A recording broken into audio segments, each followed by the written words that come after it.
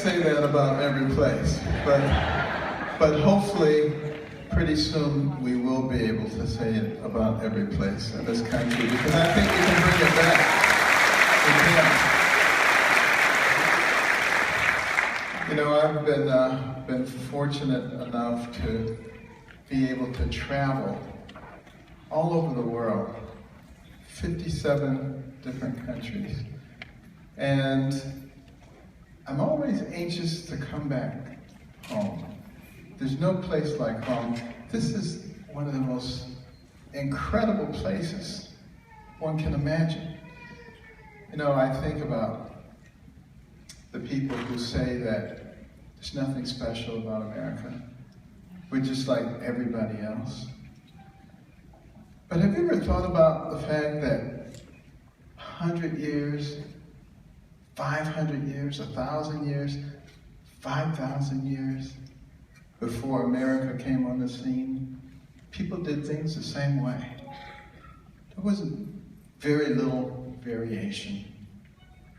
Within 200 years of the advent of America, men were walking on the moon. If anybody says this is not an exceptional country, they don't know what they're talking about. This is the most exceptional country ever. Now, that doesn't mean that we're perfect and that we've never done anything wrong. Of course we have. Because we're composed of people. But it is possible to learn from the mistakes and to move forward. And that's what we have to do. You know, as a youngster growing up, the thing that I probably hated more than anything else was poverty.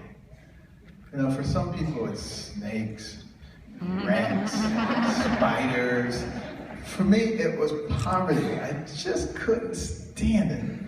And I was certain that I had been born into the wrong family. But you know, my mother really tried hard. And, you know, she was one of 24 children.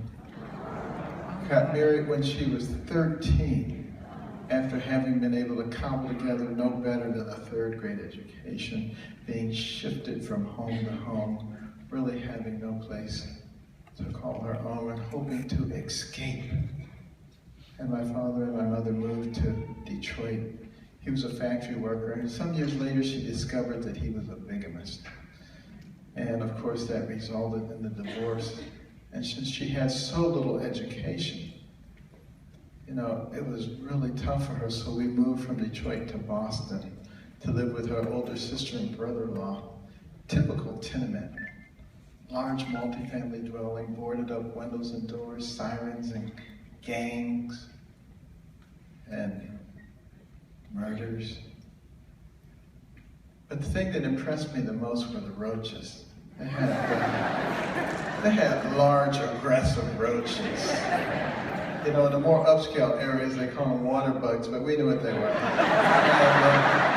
And, you know, not only would these things crawl on your table, they would crawl in your cereal box.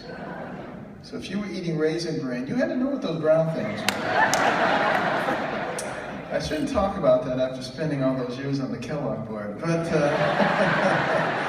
and then the rats, the water rats. I mean, these things, the first time I saw one, I thought it was a dog. I mean, these things could jump like 5 feet straight up in the air. We were terrified. And while my mother was out working so very hard, 2, 3 jobs at a time, leaving at 5 in the morning, getting back after midnight. We would be going to school, just not accomplishing much of anything. Her goal was somehow to be able to get out of Boston and back to Detroit and to be independent. But you know, she worked so hard, and she scrimped, and she saved. She would drive a car until it wouldn't make a sound. And then she would scrape together all of her change and go out and buy a new car. And people would say, how can that woman afford a new car? But she had the philosophy. She said, I'm not buying somebody else's trouble.